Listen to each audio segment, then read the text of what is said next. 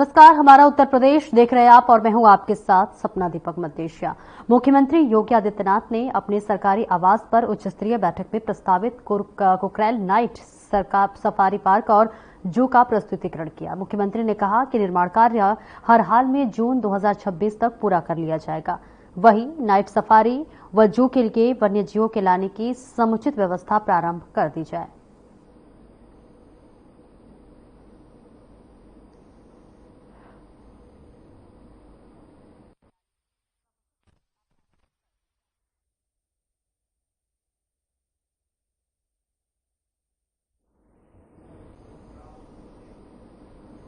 और रूस के मशहूर पॉलिटिकल साइंटिस्ट, फिलोसोफर और राष्ट्रपति पुतिन के गुरु कहे जाने वाले अलेक्जेंडर दुगिन इन दिनों भारत में हैं। प्रधानमंत्री नरेंद्र मोदी की कार्यशैली, भारत और हिंदुत्व से वो काफी प्रभावित हैं।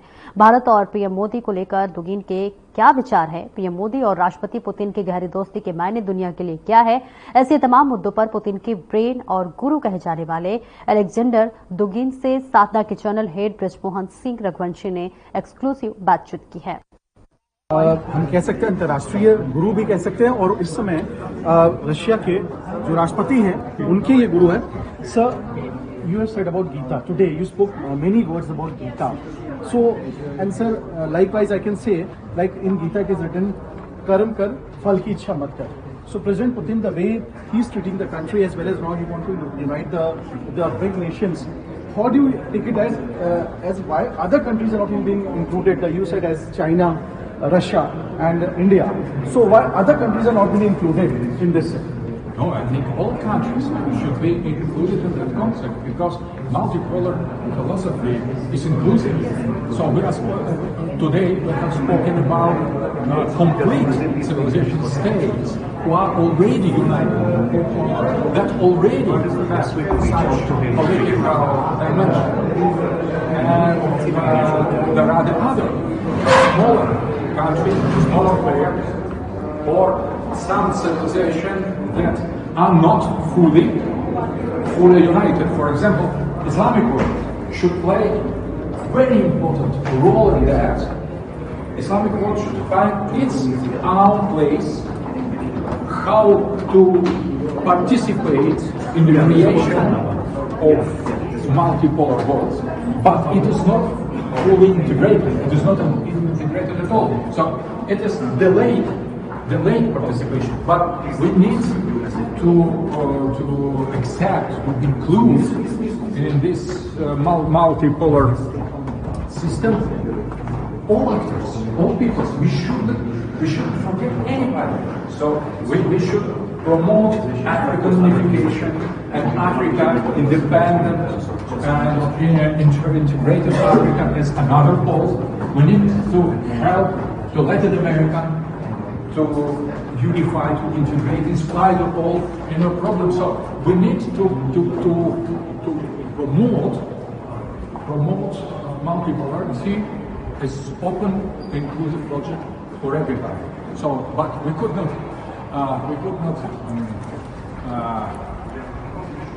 speak about everything in one lecture. So I prefer to concentrate on the civilization states that are already here. So one last thing, sir. As Narendra Modi ji, the Honorable Prime Minister of our country, since from 2014 he's being charged over here as a Prime Minister, and he also sometimes not talks about Hindutva, but he does the work like for Hindutva as well as for the tradition. You said about many good things about tradition also.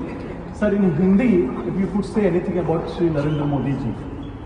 So, Hindutva is the core identity of Indian civilization.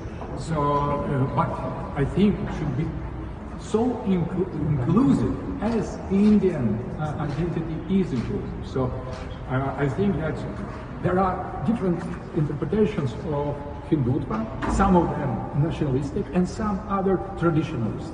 So I prefer my more traditionalist interpretation of Hindutva, inclusive one, and maybe less egalitarianistic, much more in favor of Vedic and Varna tradition, in the line of Bhagavad Gita and this Ananda Kumaraswamy and other figures of Indian Hindutva traditions. Sir, any words, any Hindi words about for Shri Narendra Modi ji? You would like to say anything in Hindi, sir, for Narendra Modi ji? My nephew. You would like to say anything about Shri Narendra Modi in Hindi, sir? Tall guy. I think he is a great leader. He could now his spiritual dimension and his real transcendental identity is becoming more and more transparent. Thank you, sir.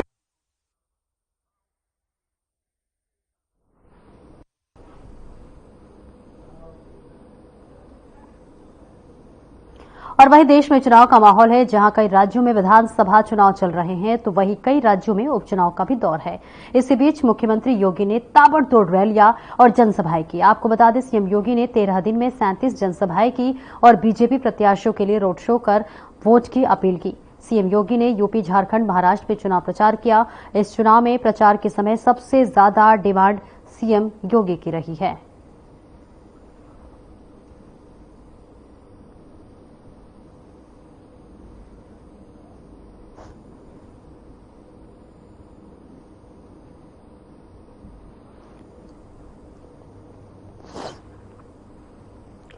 तो देखिए, कई राज्यों में विधानसभा चुनाव हो रहे हैं और इसी के साथ साथ उपचुनाव भी हो रहे हैं। यूपी में भी 10 सीटों पर उपचुनाव होने वाले हैं, जिसके लिए लगातार मुख्यमंत्री ताबड़तोड़ रैलियां कर रहे हैं। और इसी के साथ झारखंड में भी देखिए विधानसभा चुनाव है, महाराष्ट्र में भी विधानसभा चुनाव होने वाले हैं। और ऐसे में मुख्यमंत्री योगी आदित्यनाथ की जो मांग है, जो डिमांड है, वो लगातार बढ़ती हुई नजर आ रही है। विधानसभा उपचुनाव के लिए भी लगातार जो है सभी पार्टियों ने जोर लगा दिया है। इस बीच आपने देखा कि अखिलेश यादव ने भी जो है रैली की और तमाम बातों का जिक्र किया। और मुख्यमंत्री योगी आदित्यनाथ का जिक्र कर ले तो वो भी लगातार ताबड़तोड़ रैलियां कर रहे हैं।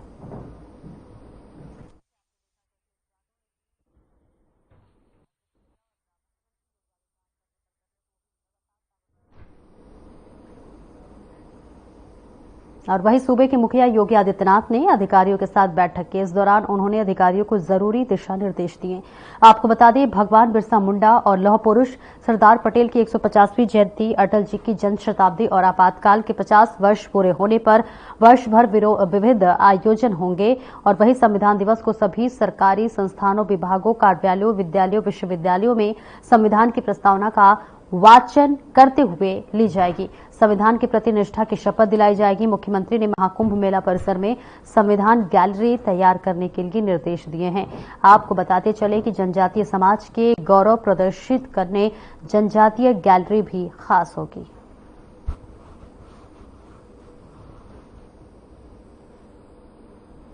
तो लखनऊ से तस्वीरें दिखा रहे जहां मुख्यमंत्री योगी आदित्यनाथ ने बहुत महत्वपूर्ण बैठक ली है। इसी के साथ अधिकारियों को कई दिशा निर्देश देते हुए नजर आए। तो वही संविधान दिवस को लेकर तैयारी भी अब तेज होती हुई नजर आ रही है, जिसके लिए मुख्यमंत्री ने महत्वपूर्ण बैठक की, जिसमें तमाम अधिकारी शिरकत हुए। इस अधिकारियों को मुख्यमंत्री उचित दिशा निर्देश देते हुए नजर आए। देखिए, संविधान दिवस के लिए तमाम तैयारियों के लिए भी मुख्यमंत्री बात करते हुए नजर आए और इसी के मद्देनजर अधिकारियों को उचित दिशा निर्देश देते हुए मुख्यमंत्री योगी आदित्यनाथ नजर आए। महत्वपूर्ण बैठक की तस्वीरें हम आपको दिखा रहे हैं, जहां योगी आदित्यनाथ की अध्यक्षता में ये बैठक ली गई है। इसकी अध्यक्षता खुद सूबे के मुखिया योगी आदित्यनाथ कर रहे थे।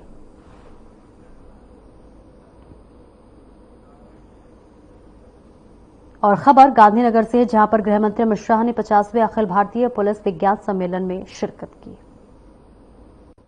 आज के इस महत्वपूर्ण कार्यक्रम में मेरे साथ मंच पर उपस्थित गुजरात राज्य के सफल और लोकप्रिय मुख्यमंत्री श्रीमान भूपेंद्र भाई, भारत सरकार के गृह सचिव श्रीमान गोविंद मोहन जी, जिनके निमंत्रण पर हम सब यहां एकत्र आए हैं, बीपीआरएनडी के डीजी श्री राजीव कुमार शर्मा जी, श्री विकास सहाय गुजरात के पुलिस प्रमुख डॉक्टर बिमल भाई, जो हमारे एक प्रकार से होस्ट भी है और ये कॉन्फ्रेंस में महत्वपूर्ण भूमिका निभा रहे हैं, सी रवि जोसेफ लोकू जी, एडिशनल डीजी बीपीआरएनडी, और आज 50वीं अखिल भारतीय पुलिस विज्ञान कांग्रेस में उपस्थित सभी प्रतिभागीगण, आप सभी का मैं हृदय से स्वागत करता हूं। मीडिया के मित्र जरा सेट कर बैठ जाओ, मैं यहीं रहूंगा, हिलूंगा डुलूंगा नहीं, आराम से जरा बैठ जाइए। मित्रों,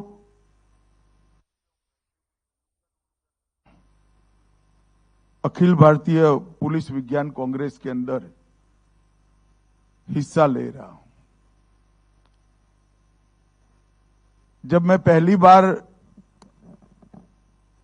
लखनऊ अखिल भारतीय पुलिस विज्ञान कांग्रेस में हिस्सा लेने के लिए मैंने हाँ बोला, तब एक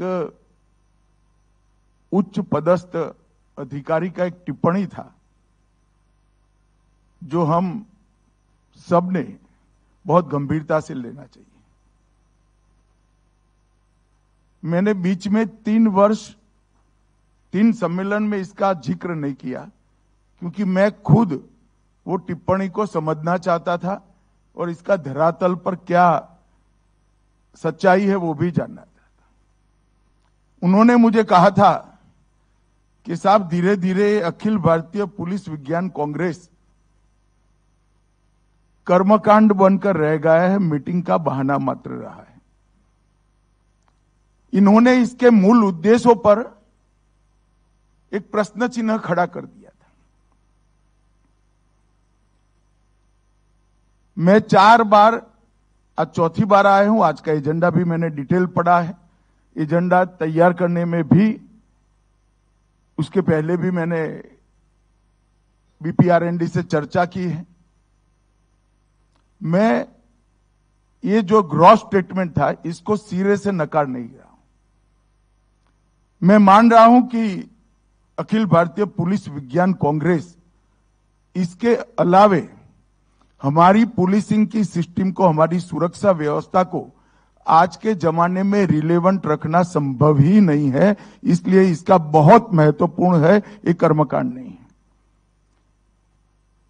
परंतु साथ में यह भी सही है कि 50 साल से चलते चलते देश, दुनिया, अपराध जगत और पुलिसिंग, इसमें इतने सारे परिवर्तन आ गए, इसके हिसाब से पुलिस विज्ञान कांग्रेस का स्वरूप बदला है क्या, इसको ध्यान से देखते हैं तो वो महाशय की बात थोड़ी सच लगती है। क्योंकि पुलिस विज्ञान कांग्रेस ये पूरी हमारी अपराध के खिलाफ लड़ने की सिस्टम को रिलेवेंट रखने की एक्सरसाइज है। कहने को तो 250 लोग इस सभागार में बैठे हैं, मगर जो उद्देश्य है उसका, वो पूरी सिस्टम को रिलेवेंट बनाने का है। और जब ये दायित्व पुलिस विज्ञान कांग्रेस पर हो, तो हमने नए सिरे से इसके स्वरूप, इसकी सहभागिता, इसके इनपुट लेने की पद्धति और अनुसंधान और विकास, दोनों शब्दों को पुलिस स्टेशन से भी नीचे बीट और कांस्टेबल तक पहुंचाने की व्यवस्था, ये इसको समग्रता से पुनर्विचार करने का समय आ गया है। अच्छा ही है आज गृह सचिव महोदय यहां पर बैठे हैं। मेरा गृह सचिव महोदय से आग्रह रहेगा कि बीपीआरएनडी के डीजी, गृह सचिव महोदय और इसके सारे स्टेक होल्डर मिलकर एक मनोमंथन, चिंतन पुलिस विज्ञान कांग्रेस पर ही करने की जरूरत है, जिससे अगली पुलिस विज्ञान कांग्रेस कैसी हो, किस प्रकार की हो, कैसे ज्यादा उपयोगी हो। कोई भी पद्धति 50 साल तक चलती है तो वो काल बाह्य हो जाती है। चिरंजीव कुछ नहीं होता है। 50 साल में परिवर्तन नहीं हुआ ऐसा मेरा मानना नहीं है। मैं मानता हूं कि बीपीआरएनडी का काम बहुत महत्वपूर्ण है। मैं गृह मंत्री बनने के बाद बीपीआरएनडी पर विशेष ध्यान मैंने खुद भी दिया है, परंतु पुलिस विज्ञान कांग्रेस का जो समय उचित परिवर्तन होना चाहिए कार्य पद्धति में, उद्देश्यों में और सबको साथ लेने के बाद इसके इम्प्लीमेंटेशन, जो निर्णय होते हैं इसके इम्प्लीमेंटेशन, इसमें कहीं ना कहीं हम पीछे पड़े हैं। और अगर इसको हम नए सिरे से नहीं सोचते हैं तो वो सज्जन का जो बयान था, एक ग्रॉस स्टेटमेंट था, शायद हम उसको सच साबित कर देंगे। तो मेरा सबसे पहले तो आग्रह है कि इसके पूरे स्वरूप पर हमने पुनः विचार करना चाहिए। आने वाली समय की चुनौतियों के समझे बगैर हमारा जो प्लानिंग होता है वो कभी सफल नहीं होता है। हमें एक बात समझ लेनी चाहिए कि ये 10 साल में भारत विश्व का नेतृत्व हर क्षेत्र में करने के लिए आगे बढ़ रहा है। चाहे अर्थतंत्र की तालिका हो, चाहे टेक्नोलॉजी का क्षेत्र हो, चाहे सुरक्षा का क्षेत्र हो, चाहे शिक्षा का क्षेत्र हो, चाहे रिसर्च और डेवलपमेंट का क्षेत्र हो, चाहे इंफ्रास्ट्रक्चर की बात हो और व्यापार की बात हो। हर क्षेत्र में इस 10 वर्ष ने भारत ने कई दशकों की कमियों को पूरा कर कर आगे बढ़ने के लिए कदम भी उठाया है और हमें सफलता भी मिली। और मैं मानता हूं इसके कारण हमारी चुनौतियां कम नहीं होती है, बढ़ती है। क्योंकि कोई भी व्यवस्था में जब आप आगे बढ़ते हो तो किसी न किसी का स्थान लोगे, रेजिस्टेंस जरूर आएगा। और वो रेजिस्टेंस को आपने एनालिसिस कर कर हमें आगे बढ़ना। कुछ आश्चर्यजनक सफलताएं हमने प्राप्त की। 11वें नंबर पर हमारा अर्थतंत्र था, हम 5वें नंबर पर ले आए। और मैं विश्वास के साथ कह सकता हूं कि 1 अप्रैल 2028 के पहले हम दुनिया का 3रे नंबर का अर्थतंत्र बन जाएंगे।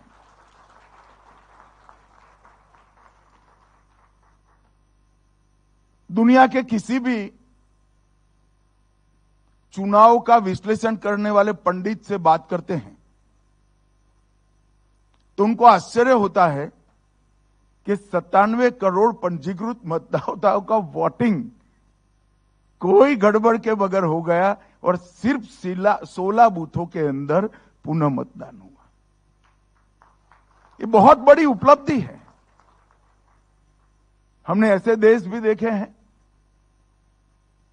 जो टेक्नोलॉजी की दृष्टि से बहुत आगे होते हैं और महीनों तक उनके परिणाम घोषित नहीं होते। हमारे यहां 7 बजे मत गिनती शुरू हुई और 1 बजे परिणाम घोषित हो जाता है। और वहीं गृह मंत्री अमित शाह का आज गुजरात दौरा है, जहां उन्होंने गांधीनगर डाक टिकट प्रदर्शनी फिला विस्टा 2024 का उद्घाटन किया। साथ ही दांडी कुटीर संग्रहालय का दौरा किया। इस प्रदर्शनी में दुर्लभ और स्मारक टिकटों का संग्रह प्रदर्शित किया गया, जो कि पूरे क्षेत्र से डाक टिकट संग्रहकर्ताओं और उत्साही लोगों को आकर्षित करेगा। इसके साथ ही केंद्रीय मंत्री ने गांधीनगर में राष्ट्रीय रक्षा विश्वविद्यालय में 50वें अखिल भारतीय पुलिस विज्ञान सम्मेलन में भाग लिया। इस सम्मेलन में पुलिसिंग और सार्वजनिक सुरक्षा में प्रगति पर चर्चा करने के लिए कानून प्रवर्तन अधिकारी, विशेषज्ञ और नीति निर्माता एक साथ आए।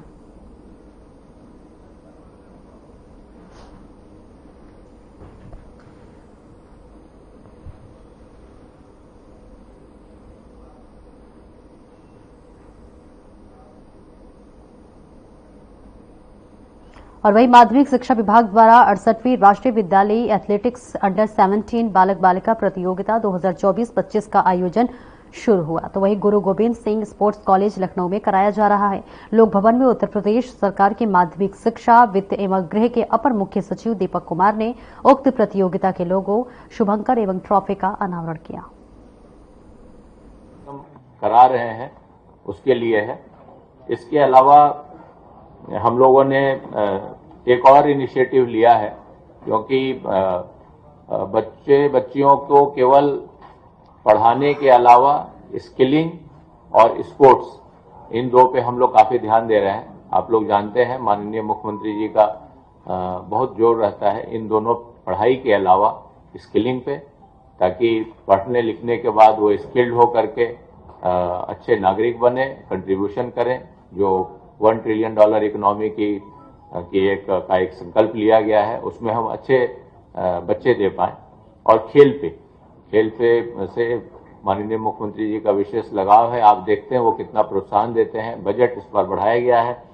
और हम लोगों ने माध्यमिक में एक स्पोर्ट्स फॉर स्कूल्स कार्यक्रम शुरू किया है, और इसमें अभी तक बेसिक शिक्षा के 18,500 विद्यालय, माध्यमिक शिक्षा के 12,000 और कस्तूरबा गांधी जो बालिका विद्यालय हैं वो सभी 733, उनके लगभग 2,08,000 विद्यार्थियों को हम लोगों ने इसमें जोड़ा है। और इसमें हम लोग 3-4 चीजें उपलब्ध करा रहे हैं, क्योंकि अगर खेलों को बढ़ावा देना है तो उसके लिए एक तो बच्चों को प्रोत्साहित करना होगा, उनको उसका इक्विपमेंट देना होगा। अगर आप फुटबॉल प्रोत्साहित कर रहे हैं तो उनके पास फुटबॉल होना चाहिए, उनको एक ग्राउंड होना चाहिए। तो हम लोग जो पंचायत राज विभाग है, ग्राम विकास विभाग है, उनके साथ मिल करके ज्यादा से ज्यादा उनके लिए प्लेग्राउंड्स डेवलप करा रहे हैं, ताकि बच्चों को स्कूल में या स्कूल के आसपास एक प्लेग्राउंड मिल सके। उनके लिए कोच होना चाहिए, और अगर हम कोच अलग से नहीं दे पा रहे हैं तो हम उनके जो टीचर्स हैं, जो इच्छुक हैं, जो युवा हैं, जो जुड़ना चाहते हैं, उनकी अच्छी ट्रेनिंग करा करके उन बच्चियों के लिए हम अच्छे कोचेज उपलब्ध कराएं, ताकि वो उनकी कम से कम वार्म अप कैसे करते हैं, खेल कैसे सीखते हैं, और उनको ऑडियो विजुअल माध्यम से ट्रेन कर पाएं अपने स्कूल में, और एक्सपर्ट्स को बुला करके उनको करा पाएं। और उनको ये तो 3 चीजें हो गई। चौथी चीज है, उनको ज्यादा से ज्यादा हम कॉम्पिटिशन्स उपलब्ध कराएं, क्योंकि बच्चा जब तक खेलेगा नहीं, प्रतिभाग नहीं करेगा कॉम्पिटिशन्स में, तब तक वो उसका स्किल शार्पन नहीं होगा, वो आगे नहीं बढ़ पाएगा। तो हम लोग ये कोशिश कर रहे हैं कि ब्लॉक लेवल पे, फिर डिस्ट्रिक्ट लेवल पे, फिर मंडल स्तर पे, और फिर राज्य स्तर पे, और फिर राष्ट्रीय स्तर पे इनकी प्रतिभागिता कराएं। तो जितना उनको ज्यादा मौका मिलेगा, वो ज्यादा से ज्यादा बच्चे आएंगे दूसरे स्टेट्स के, उनके साथ वो कम्पीट करेंगे, अपनी कमियां समझेंगे, ज्यादा एक्सपर्ट होंगे, दूसरे स्टेट्स में जाएंगे, दूसरे स्टेट का कल्चर सीखेंगे, बच्चों के साथ आदान प्रदान करेंगे, उनकी एक जनरल अवेयरनेस बढ़ेगी, और गेम्स में और पढ़ाई में कॉम्पिटेंस बढ़ेगा, कॉन्फिडेंस आएगा, और वो फिर नेशनल लेवल तक जाएंगे, और अगर बहुत अच्छे हैं तो फिर इंटरनेशनल लेवल तक जाएंगे। आपको मैं ये बता दूं कि SGFI के माध्यम से जो इंटरनेशनल स्कूल फेडरेशन है वो भी कराता है। इंटरनेशनली हर एक राष्ट्र में ये गेम होते हैं, वहां पे हमारे बच्चे SGFI। और फिलहाल इस बुलेटिन में इतना ही, और अब वक्त हो चला है हमारे खास कार्यक्रम डॉक्टर राकेश गुप्ता के साथ प्लस का। नमस्कार।